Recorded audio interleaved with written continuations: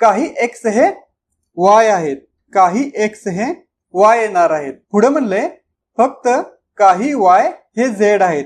ह्यातले काही जे वाय असणार आहेत ते इथं झेड येणार आहेत आणि सर्व झेड हे डी आहेत.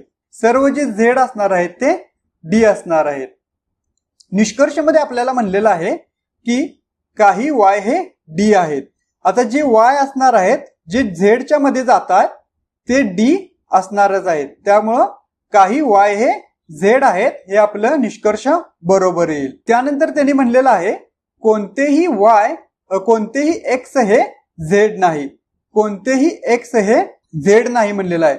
इथे हे स्टेटमेंट जर आपण बघितलं तर एक्स जे आहे, जे एक्स आहे जे वाय मध्ये असणार आहे ते वाय मध्ये जे एक्स आहे ते झेड मध्ये जाणारच आहे. कारण की इथे स्टेटमेंट म्हणले फक्त काही वाय हे झेड आहेत. त्यामुळे काही यातले वाय असणार आहेत ते झेड असणारच आहेत आणि जे एक्स आणि वाय मधले जे कंबाईन असणार आहेत ते देखील इथं झेड मध्ये जाणारच आहेत.